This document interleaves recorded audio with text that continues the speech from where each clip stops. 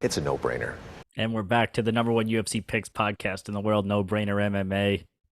Going to be going over UFC 289, the main event, but just real quick, last week coming off a pretty big week, a hit on a plus 1800 six-play parlay along with a couple other ones. Would have done a lot better if the judges didn't totally fuck over Kai Kara France, but it is what it is. You know, if I was on the mob's payroll, I probably would do what they told me to also. Uh, this card had some promise a couple of weeks ago, slowly dwindled down. I think there's just 10 or 11 fights. Khalil Roundtree versus Chris Daukaus just got axed. Stephen Wonderboy Thompson versus Michelle Pereira got rescheduled. So, you know, it's not really not the best card. It's actually kind of slowly turning shittier and shittier by the day. Amanda Nunes also got a new opponent. She was supposed to be taking on Juliana Pena for the trilogy. She's going to be taking on Irene Aldana instead. And this is going to be not easy for Aldana in this one. And we're just going to get right into it. I'm going to start with the challenger, Irene Aldana. Props to her for taking this one. It's not going to be easy.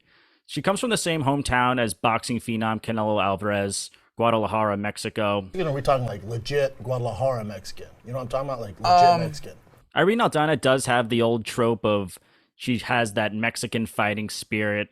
After a hot and cold start to start the UFC, she went 3-3. Aldana has managed to put together a 4-1 run in her last 5. 3 of those wins coming by KO, including back-to-back knockouts of Yana Santos and Macy Chasson. She has a fun, technical boxing style, never throwing just one punch, always combos, very straight, not afraid to work the body, has some of the best body work in the bantamweight division.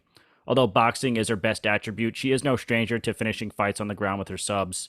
We even saw her looking to finish her last fight against Macy Chasson with a sub in the first round. That being said, most of the time we've seen Aldana struggles comes from her opponents grappling with her. Her last 2 losses, both due to her opponent's grappling. Her most recent loss coming from Holly Holm, and she was taken down once every round in a 5-round fight. Now she's going to be taking on the Lioness female GOAT Amanda Nunes. Nunes had her 12-fight winning streak broken in December of 2021 against Juliana Pena, and it might have been the biggest fluke in female UFC history. She has since bounced back and regained her title from Pena in a brutal beatdown, in a fight that had 3 knockdowns, 6 takedowns, and over 11 minutes of control time for Nunes.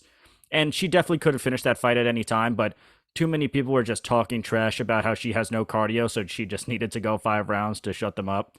And in all honesty, I think that loss to Pena really woke Nunes up. She might have been getting a little too comfortable, as most people would. You know, people calling you the best of all time for so long and beating everyone for the better part of 6 years that they put in front of you. So I think that loss made Nunes even better than she was before, which is a really scary thing to think about. It kind of goes without saying, but Nunes is a terror wherever the fight goes, a well-rounded jack of all trades, master of them all too.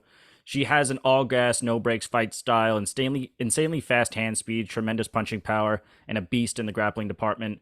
She's just built different, and just always seems to have the strength advantage no matter who they put her up against. Now, Aldana is tough. She's never been finished in the UFC. Her 2 pro losses before coming to the UFC were by TKO.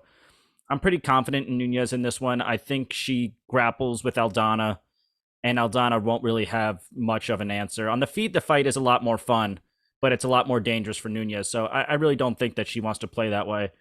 Nunes is already sitting at a minus 330. I recommend the double chance, KO or decision in this one. And I think Aldana is pretty tough, so I could see this going up to the judges' scorecards.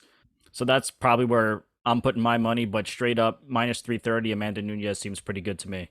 So, yeah, I'm going to be going with Amanda Nunes in this one.